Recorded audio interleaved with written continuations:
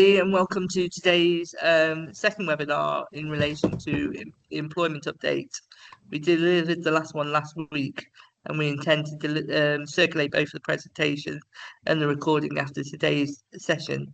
So I'd like to kindly introduce our two presenters today, Jane and Elizabeth, are both from DR Solicitors, to take us through the second phase of the employment update changes. Jane, Elizabeth, can I kindly hand over to you, please? Thank you so much, Charlotte. So we'll just start off today with an introduction for those of you who don't know who we are to DR Solicitors and an introduction to myself and Jane. Jane, if we could go over to the next slide. Thank you very much. So I'm sure you've all heard of us before, but for those of you who don't or don't know as much of who we are a one-stop shop, I guess you would say, law firm for all matters relating to primary care. And we have been for over 20 years. Our main objective is to be acknowledged as the legal advisors to the medical professionals and primarily in primary care. And we're certainly the largest and most experienced team of solicitors in the country who are focused wholly on this work. Our core expertise is a deep understanding of all the NHS and healthcare regulations, and we apply these to all the different areas of law that we advise on, as you can see, from partnership, property, commercial, employment, and disputes. Just to give you a bit of background. Oh, sorry, if we can all mute, just so we don't get other conversations going in. Over the years, we've worked with over 3,000 general practices, 250 primary care networks, and numerous GP federations and local medical committees. And we are regularly invited to speak to matters relating to primary care, such as we are today. And we issue a regular blog as well, which has over 7,000 readers. So you can also sign up to that as well. Just to give you a quick introduction as to who I am. So I am Elizabeth. I am the Director of Legal Services at DR Solicitors. By profession, I'm a commercial property solicitor, but I now am in the management team at DR. And I will hand you over to Jane to introduce herself and then get started on the webinar. Hello, my name is Jane Crosby. I'm a solicitor with DR Solicitors. I've got over 20 years experience advising healthcare professionals and organisations, the NHS and primary care sector. My work focuses mainly on employment disputes, partnership disputes, regulatory complex and sensitive situations with personal considerations all coming into play. Over the course of my career, I've supported GPs, partners, clinicians through disputes, restructuring, partnership agreements, the whole lot. This session is the second webinar in our series. I did one last week. It's an update to the Employment Rights Act 2025 mainly, and today I'll be building on the previous session that I did. So thank you for joining me. Today we are going to focus less on the headline politics and more on what these changes are likely to mean in day-to-day practice management. The aim is to help you identify where your current workforce arrangements may need to be reviewed before the new rules come into force. Well, some of them come into force actually already in terms of April. We will start with a brief reminder. I went into quite detail last time, but I'm going to go through just a quick recap of that. We'll then look at more detail in terms of 0 hours contracts, fixed term contracts, how they tie in, briefly talk about trade union developments, bereavement leave changes, pregnancy and maternity protections, and menopause related tribunal risk. Throughout the session, I'll try to relate the changes back to a typical GP practice situation, for example, in terms of locum cover, admin staff, nursing teams, sickness absence, etc. So please do ask questions. I said you can interrupt me if you want to, but we will also keep time at the end for a wider discussion. So before we look at the individual topic perhaps it's worth sort of stepping back as a reminder in relation to what we were talking about before. The Employment Rights Act is expected to introduce a package of reforms over 2026 and 2027. Not every detail is finalised, and some of my slides may be out of date by the time I've actually passed by because something else has gone through. But so a number of points will be dependent on the secondary legislation and consultation that's going on up to 26. But the direction is clear. There's going to be more protection for individuals, more scrutiny of employer decision making, and less tolerance for informal arrangements. One of the key themes is the restriction on fire and rehire. It's not being got rid of. I think there's a sort of a misconception on that in the press. There's ending contracts, fire and rehire is ending contracts and re-engaging staff on new terms. It's expected to become much harder and only justified in exceptional circumstances. So you can still do it, but there's limited restrictions. For GP practices, that matters where you're changing hours, payrolls, duties, rota requirements or working patterns. Another major change is the enhanced duty to prevent harassment we talked about. I just wanted to go over that again. Third-party harassment in a GP setting could be relevant to patients, relatives, contractors that you're dealing with, or external parties. Practices will now need to show that you've taken active steps to prevent harassment. So rather than simply being reactive and responding after a complaint has come in, you've got to have shown what you've done in terms of duties to stop that happening. Tribunal time limits are expected to be extended in some cases, potentially from 3 months to 6 months, still awaiting the details. That means claims may arrive later for employers, and good record keeping become even more important. For 0 hours and casual workers, the key change is the right to more predictable work, and where regular patterns emerge, potentially guaranteed hours, but I'll go on to talk about that later. That will affect long-term locums, for example, bank staff, anyone treated as casual but used regularly. We're also expecting significant unfair dismissal reform. Cap on compensation is likely to be removed from the 1st of January 2027, quite important. And the qualifying period for unfair dismissal is expected to reduce to 6 months. So potentially more claims in the tribunal. That increases the risk around short service staff, for example, including fixed term employees. Other areas include umbrella company regulation changes. I'm not going to be going too much in detail in this webinar, but there are changes afoot in terms of that. Changes to flexible working requests, bereavement leave, and strengthened pregnancy and maternity protections.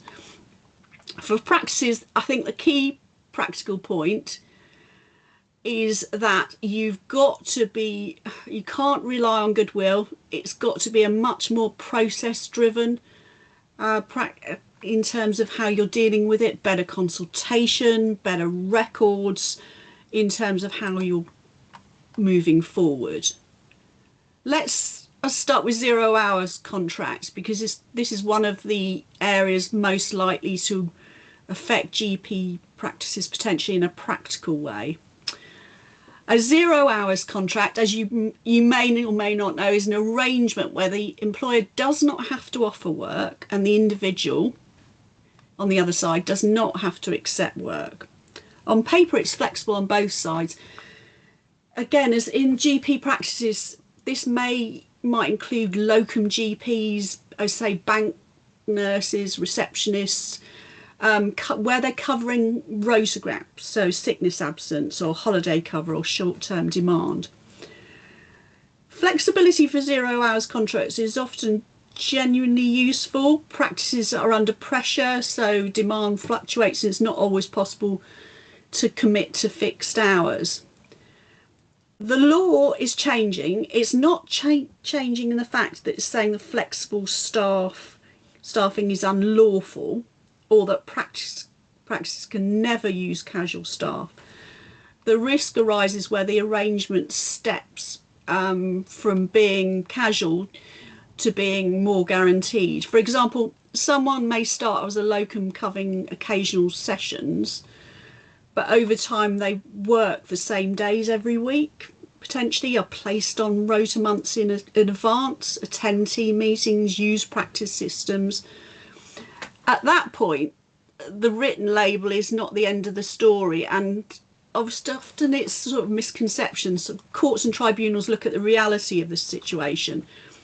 If the contract says self-employed casual, but the working relationship you've got in your practices is more like a worker or an employee status, you've got to be very careful. A useful example, it was quite a while ago in terms of Pimlico plumbers. It's not a GP case, but it was a case where potentially self-employed, he had a heart attack. He was his contract was dismissed. Pimlico plumbers had a number of plumbers that were all on self-employed contracts, and what the tribunal said, well, actually, looking at these contracts and the reality of the situation, they're all wearing the same uniform, they're all doing regular hours, they're all not allowed to refuse work, so we don't think they're self-employed, we think they're workers.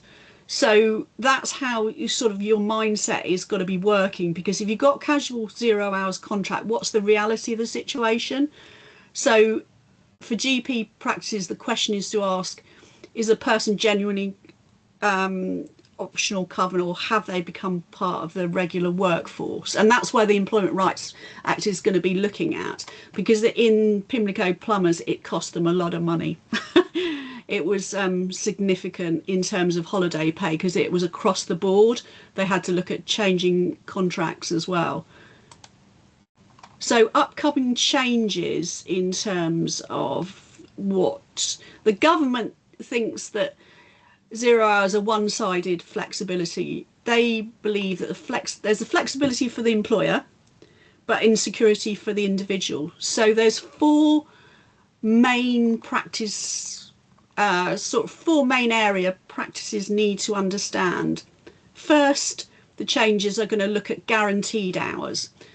So where someone works regular hours over a reference period, and the reference period is yet to be determined, we still haven't got the detail, there may be a duty to offer them a contract reflecting that pattern. For example, if a locum GP, for example, they consistently work, say for example 4 sessions per week for several months, the practice may need to offer a contract guaranteeing those 4 sessions.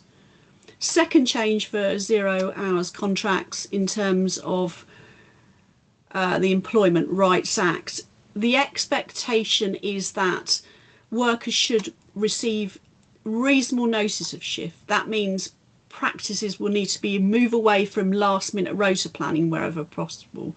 The more structured and predictable the working pattern, I know it's going to be difficult to actually deal with, but the harder it will be to justify very short notice. So moving on as well, potentially there's a risk for compensation for cancelled or changed shifts in the new legislation, which is looking at if a shift is cancelled at short notice or materially changed, potentially compensation may be payable. And again, it's up for consultation as to how that's going to work. For practices, this could create quite a direct financial risk, where sessions are, say for example, cancelled because clinics are changed, demand shifts, I suppose, funding changes, or another member of staff becomes available. The fourth change we're mainly looking at the Employment Rights Act is protection from detriment in terms of 0 hours contracts. What that means is that workers should not be penalised, that 0 hours workers should not be penalised because they refuse work or ask about guaranteed hours. So that means practices must be really careful about comments, well, if you don't accept this shift, we're not going to offer you any future work. So you've got to be very careful on how you frame those conversations in what's in the future, but it's coming up. The expected consultation is during 2026. You can get involved on the government website. There's all the consultation issues, and the more people that get involved, the better. And likely implementation is in early 2027, but we're still not sure on that.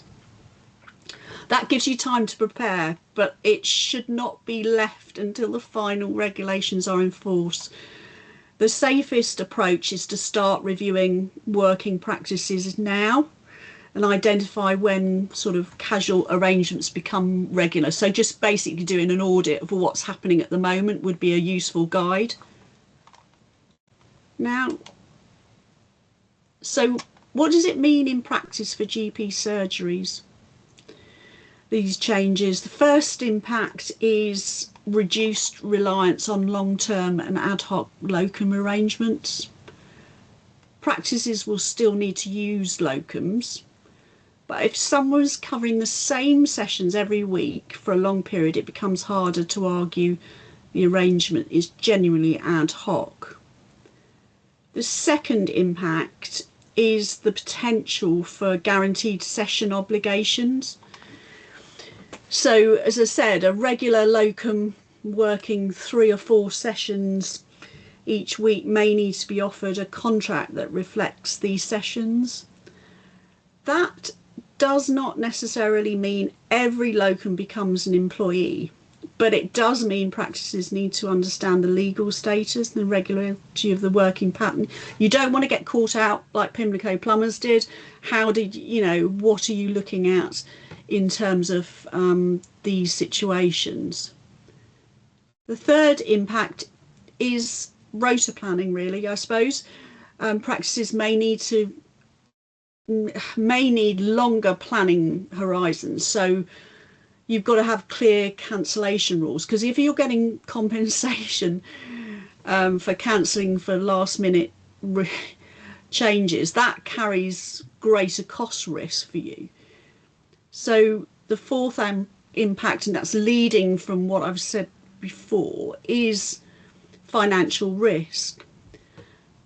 There are the new risks around compensation for cancelled shifts and guaranteed hours, but there are also the existing risks such as holiday pay, national minimum wage compliance, and worker status claims. If someone has been wrongly treated as self-employed or casual, those claims can be expensive.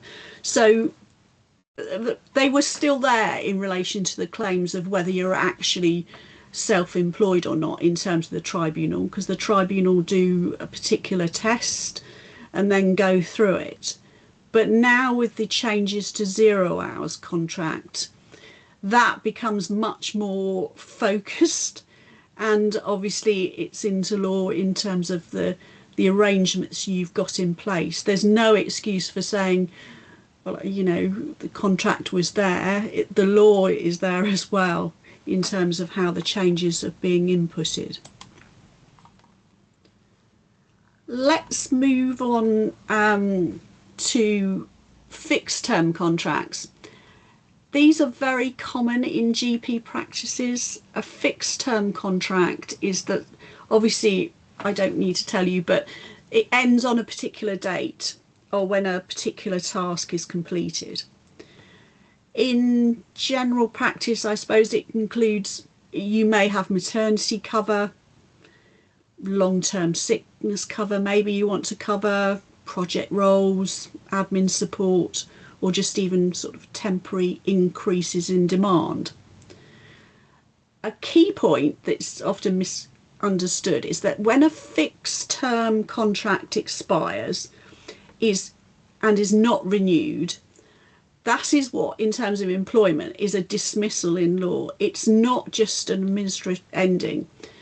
So the practice is still making a decision not to continue the employment relationship. At the moment, the risk is often limited because employees usually need 2 years service to bring an ordinary unfair dismissal claim. So if you'd had a 3 year fixed term contract, then that kicks in your risk and you'd have to start doing consultation. So as the unfair dismissal are changing, continuous employment is changing from 2 years to 6 months. So a 6-month or 12-month fixed term contract, that may now be kicking in as a risk in terms of what is happening. So where an employee does have 2 years service, the practice needs a fair reason not to review in the past, but that might have been redundancy, for example, if the funding has ended or the work has disappeared, or it might be some substantial reason, I suppose. So now you've got a situation where the process is mattering much more earlier in the process. The practice should consult, explain the reason, consider alternatives, look at vacancies now. In the future, the actual qualifying period hasn't changed yet, likely to change in January 2027. So there's also, in terms of fixed term contracts, a discrimination risk from day one, regardless of length of service. For example, if a fixed term contract is not renewed because of pregnancy, disability, whistleblowing, another protective reason.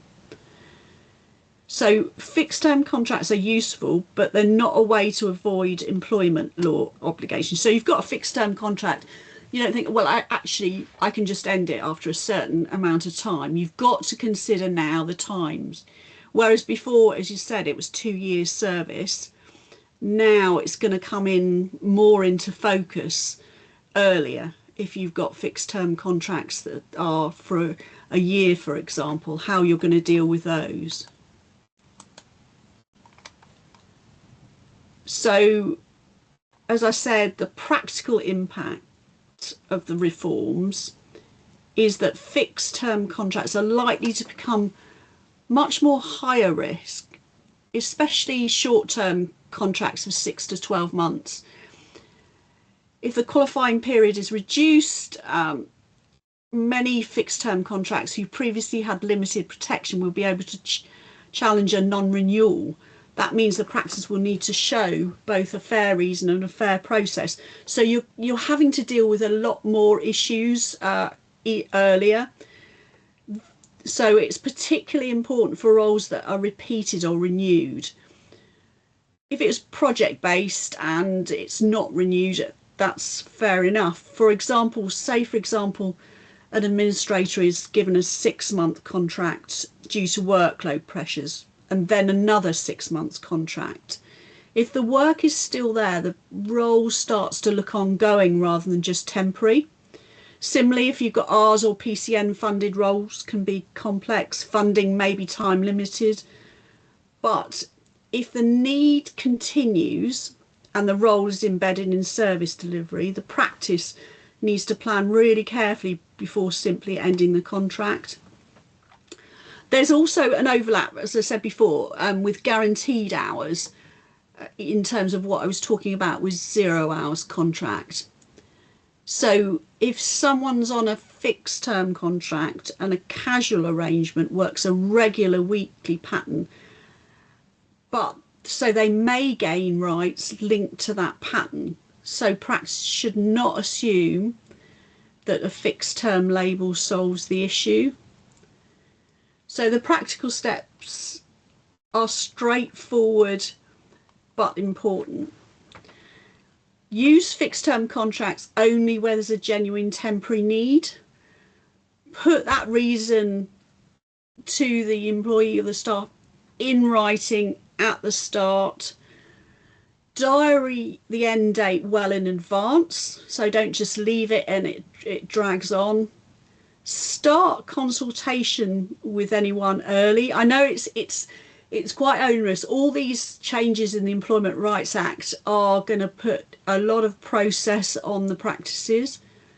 Consider alternatives and vacancies, keep notes of meetings, and do not leave decision in terms of the fixed term contract until the final week. So turning to where the work is genuinely ongoing, practices should be prepared to offer a permanent role or a more stable contract. It may feel less flexible, but it's usually lower risk, so you don't end up in the tribunal, than repeatedly using temporary contracts for permanent work. In short, the fixed term contract should reflect the reality of the situation. If the role is temporary, explain why. If the role is permanent, treat it as permanent. So the key takeaway is use fixed term contracts for genuinely temporary needs. Don't just keep on rolling them on for no. If you've got continuous work, think about what you're going to be doing from there. Trade union reforms. I'm going to briefly go through these. Obviously, there are detailed reforms, but coming up, it's historically many GP practices have had the same level of union. Have not had the same level of union engaged as larger NHS employers. That may change. The reforms are expected to significantly strengthen statutory trade union access rights. So they'll have access rights if they make an access. Normally they would come into with an individual, but they can actually, if there's more than 21 people in practice, they can actually make a request to access, to recruit people into the union.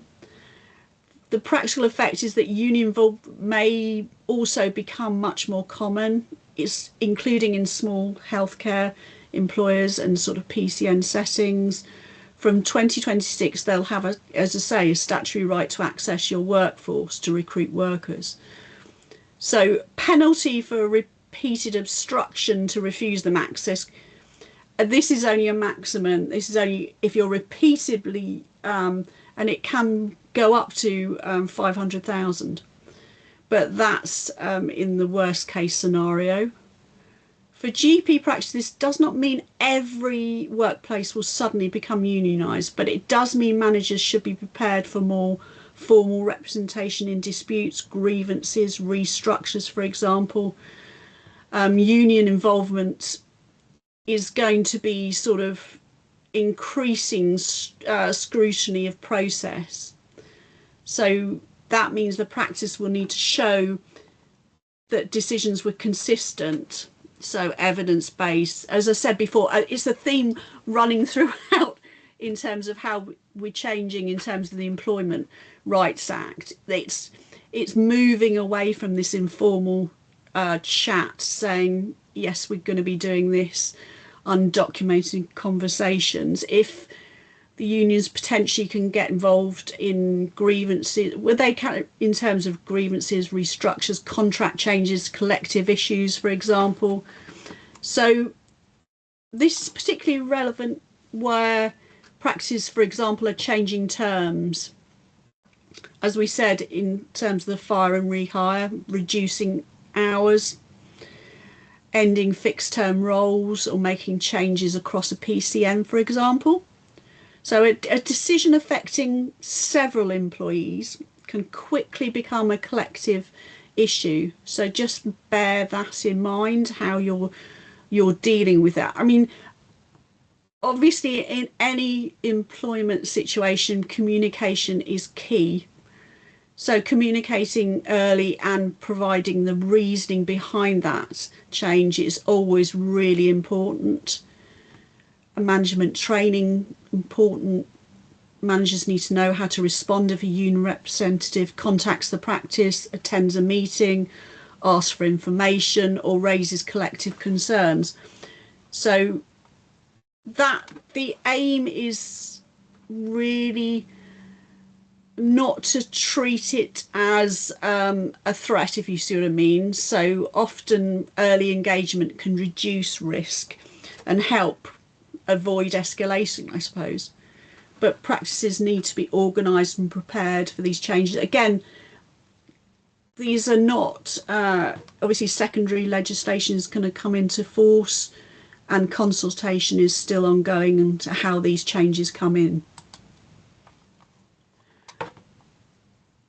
Practical impact, union involvement is most likely to arise in disputes, I suppose. A change, as I said, changes to terms of contracts, grievances that employees are going to make, and situations where staff feel decisions are being made without proper consultation. That's why I keep on coming back to, if you communicate to your staff early, you explain the reasons, then there's no issue, because you've actually explained it. You explain the issue. That's when you implement a change without explaining what the potential impact of those changes are. So, for example, if a practice changes reception roles, reduces overtime, for example, start and finish times, often they can, cause issues. And if you build in a consultation early on, then it will help.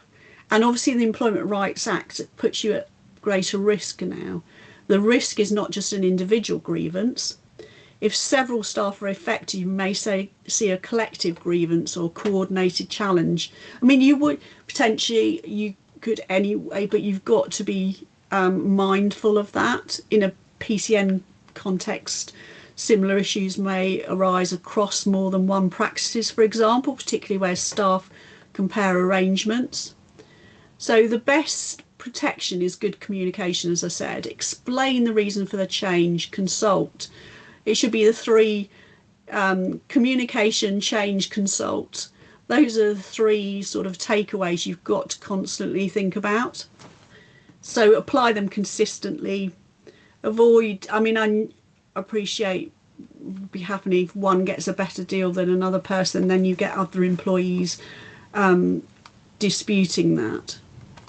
So that often undermines a formal process. So documentation, again, is especially important. If a decision is challenged later on, you need to show what was proposed, you need to show what the consultation was, and you need to know what the final decision was, how the final decision was reached. So early engagement is usually better than delay if staff concerns are ignored. They often escalate, and then we can see it. And sometimes I often see, as an employment lawyer, they're usually seen because people don't understand the reason for the changes, but then by the time you've got there, or you've got to a grievance, it's too late. And then it becomes, what could have been a calm and clear discussion at the outset becomes a dispute, which is going to cost. And obviously, as an employment lawyer as well, you have to realise that the tribunal is backed up, and it will be now, as a result of the Employment Rights Act, likely to be increasing. I have hearings that are scheduled in 2028, 2029 that I'm putting in now. So just be mindful of what would happen as a result of that. Pregnancy and maternity protection, another area of the Employment Rights Act that's changing towards stronger rights and greater scrutiny. So pregnant employees and employees on maternity leave already have significant protections. So the expected changes will strengthen protection against dismissal during pregnancy and maternity, and may extend the protected period beyond maternity leave, for example. So, for example, the key point is that decisions involving pregnant employees or employees returning from maternity leave need to be handled with real care. At the moment, obviously, the existing rights, they have protection in terms of redundancy. But now, as a result of the Employment Rights Act changes, this will involve increased rights in terms of performance management, sickness absence, changes to duties, example. So dismissal in a non-redundancy situation is being strengthened in terms of maternity leave. So it's expected to become heavily restricted. even where there's a genuine issue, the practice will need to have robust evidence and a fair process that is not linked to an employee being pregnant or on maternity leave. So again, vague concerns over someone's performance, for example, you sudden decisions, you've suddenly decided a disciplinary is in place, and so sudden decisions about after pregnancy is disclosed would be very difficult to defend. I mean, you still had issues before, but there's, with the changes in force, there will be risk of automatic unfair dismissal and discrimination claims, for example. So unlike ordinary unfair dismissal, discrimination protection applies from day one and compensation can be uncapped. So practical steps, again, for you, train managers, documenting concerns, carrying out risk assessments where needed, considering adjustments, taking advice before any dismissal or non-renewal decisions involving pregnancy or maternity. It's also to avoid assumption, for example, do not assume someone returning from maternity leave will want fewer hours or less committed, doesn't want career progression.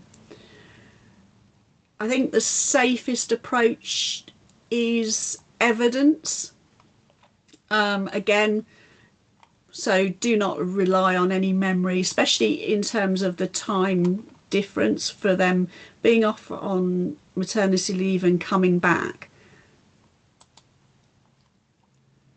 Another change coming into force under the Employment Rights Act 2025 is bereavement leave.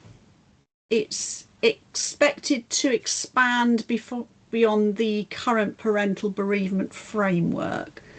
So the likely direction is a broader statutory right to protected leave following the death of a close family member. This is expected to be a day one right, meaning no minimum service requirement.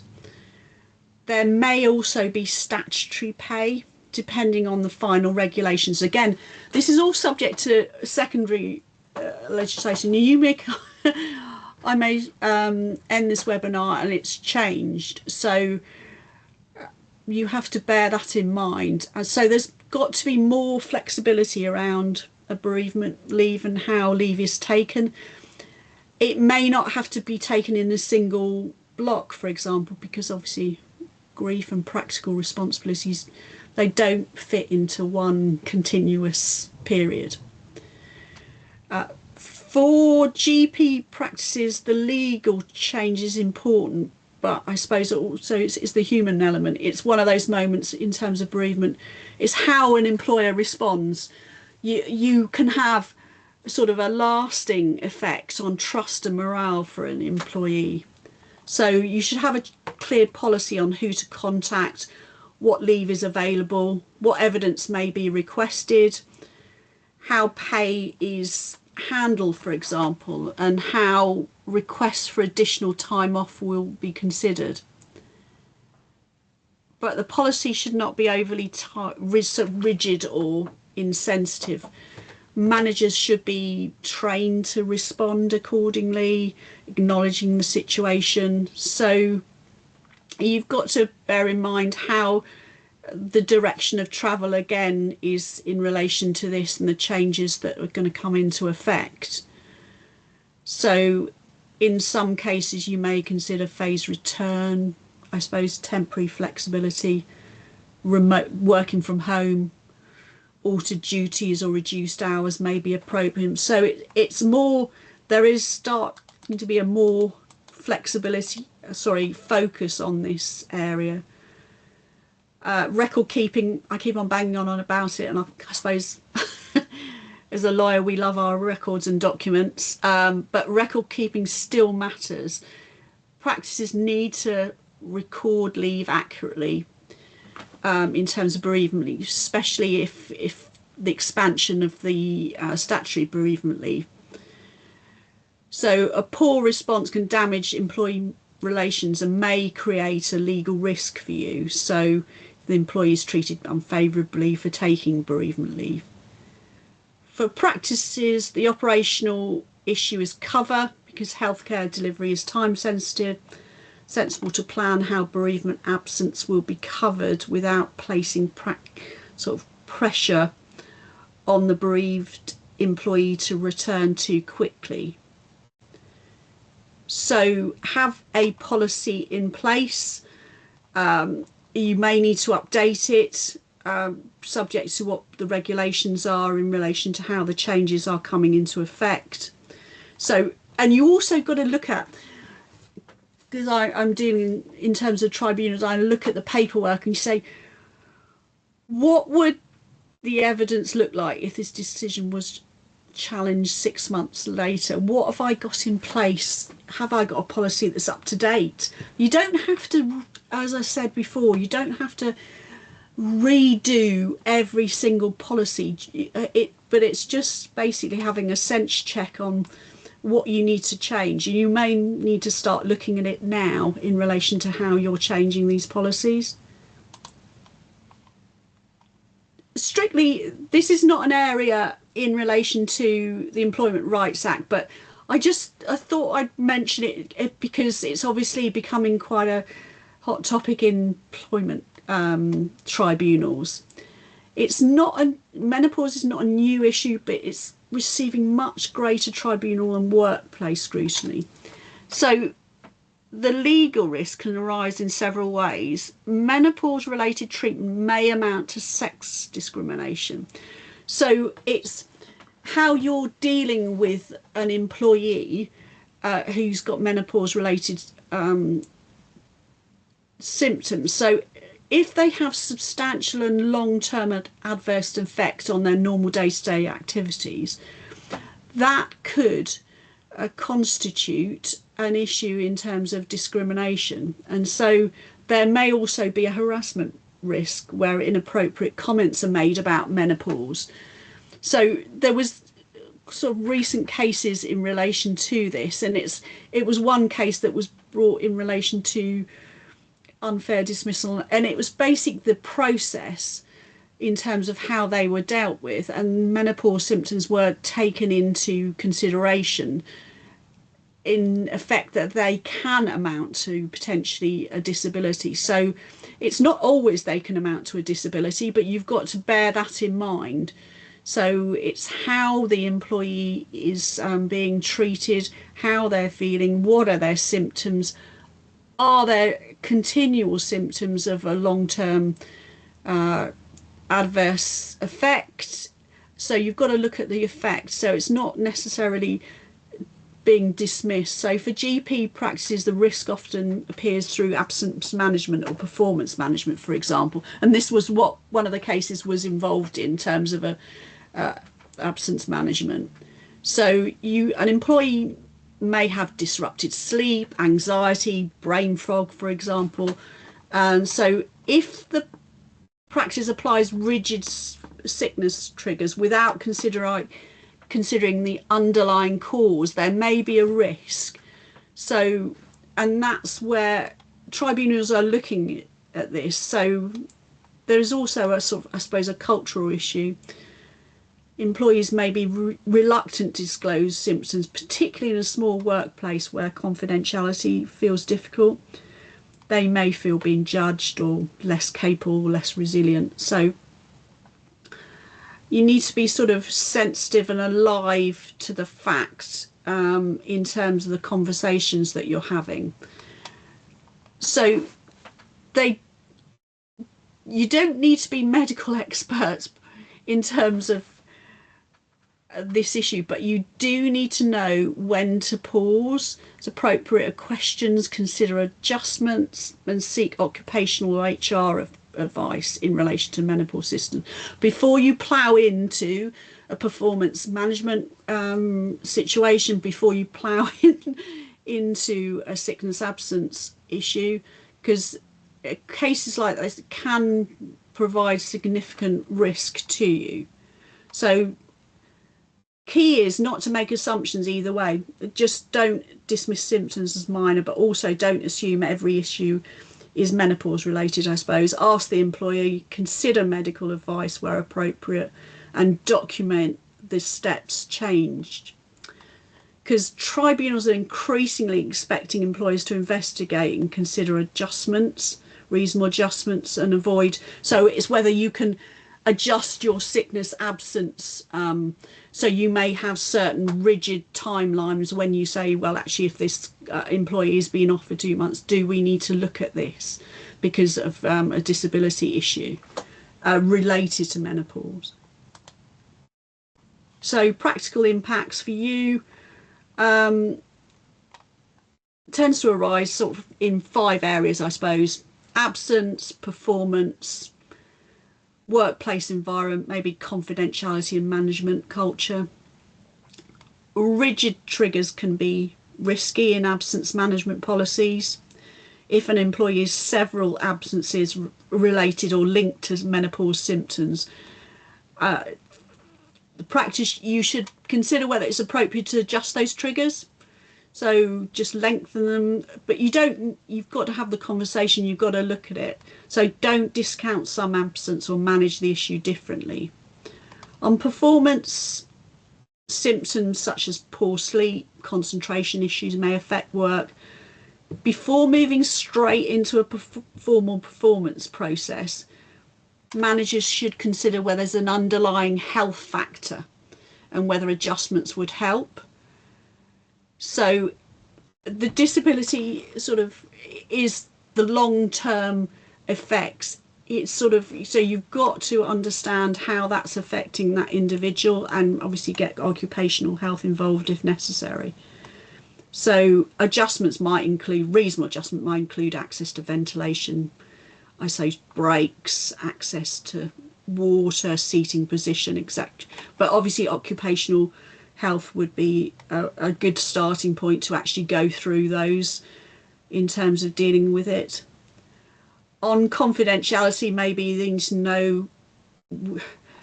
need to know who will be told and why, especially in a small practice, because you don't want to be saying to everyone, or the person who's having those menopause symptoms, casual comments being made by other staff about it can quickly become a harassment issue, which is an issue for you then in terms of dealing with grievances.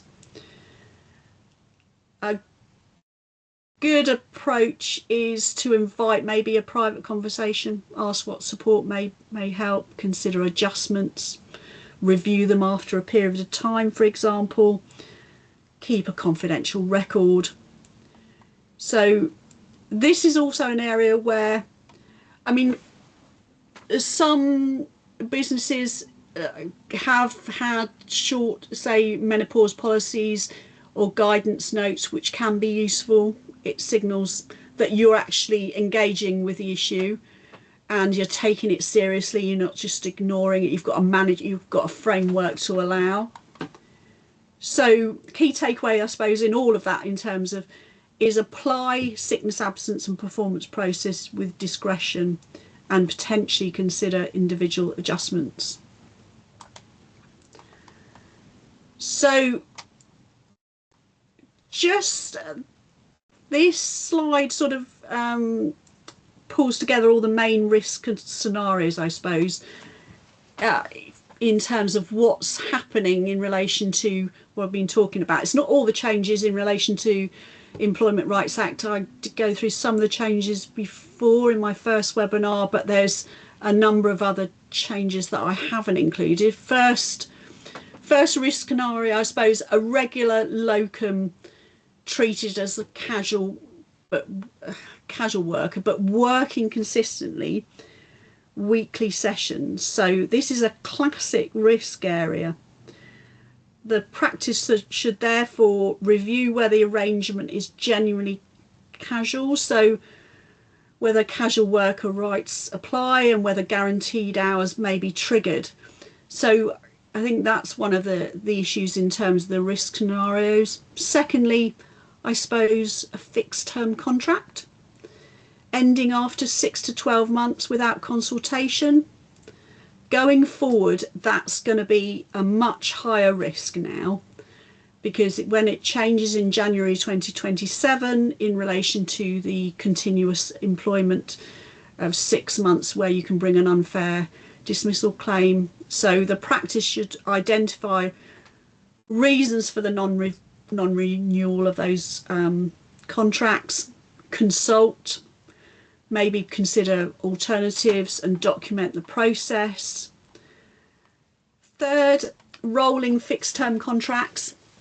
So for example, if you've got ongoing admin or nursing roles, for example, if the work is ongoing, repeated temporary contracts can look artificial. So don't get caught out. Also, as I mentioned with Pimlico Plumbers, about what is a casual working, what is a self-employed contract. Just look at it in reality, consider whether actually the role should be permanent. Fourth, I suppose, last minute cancellation of shifts without compensation for 0 hours contracts.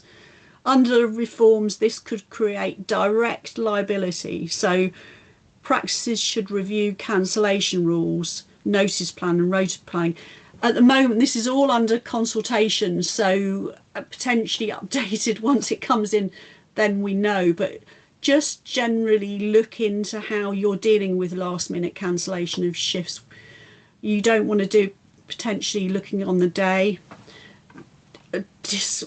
I suppose next issue is dismissal or management of a pregnant employee without robust evidence. High risk now, automatic unfair dismissal and discrimination exposure. I take advice before acting. Next, failure to consider menopause in absence and performance processes. The issue is not that the menopause prevents management action, but that the practice must consider the underlying health conditions, so possible adjustments.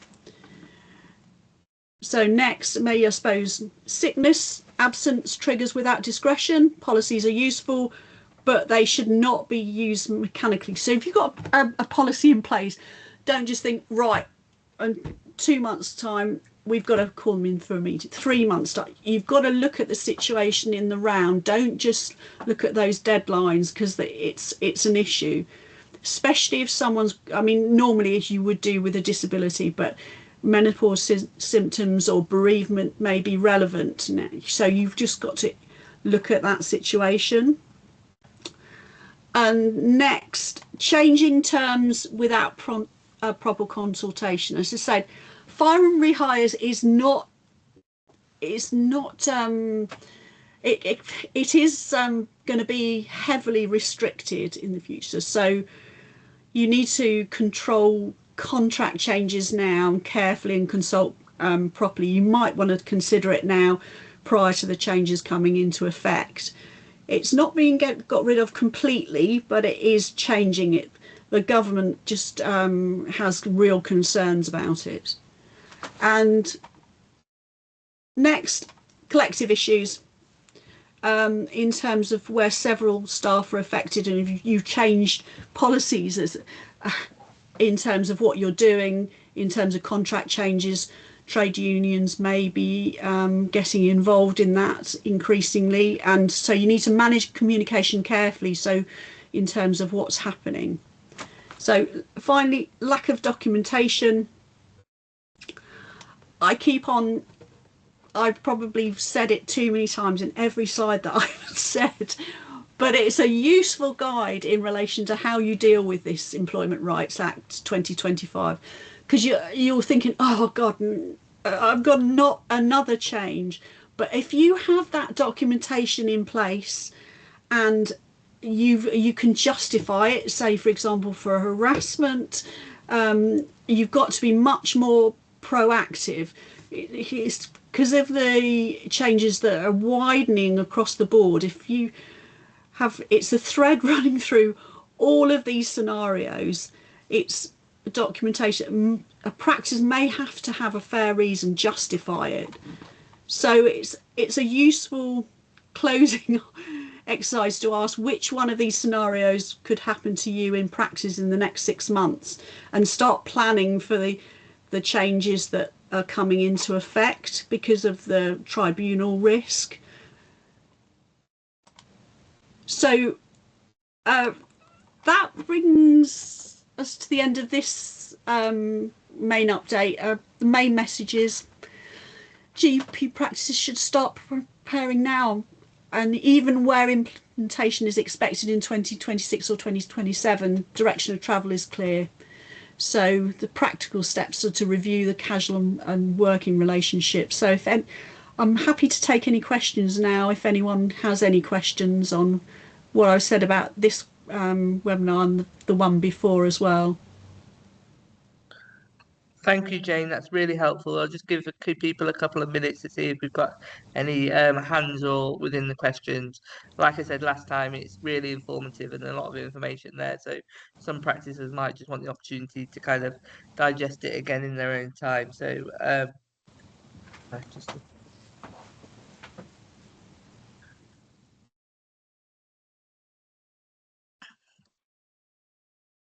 okay. Doesn't appear we've got any I've probably imminent bombarded. questions. I've probably frightened you. I've probably bombarded you with too much information. It's not. It's all really useful information. It's just sometimes it needs a bit of kind of time to process it, and then I'm sure they'll come back to you kind of directly with any questions. That's obviously you put your email address in the presentation. So we'll be forwarding the presentation and the recording to all the delegates of both of the sessions. I just want to take the time to thank obviously Jane and Elizabeth for their time and expertise over the last couple of weeks. And it's been great kind of obviously being able to do this for us. So I just want to thank you, and thank you to our members for attending today. So I hope you found it useful, and we'll be sharing it out in due course. Thank you so much, Charlotte. A pleasure. Thank you. Thank you.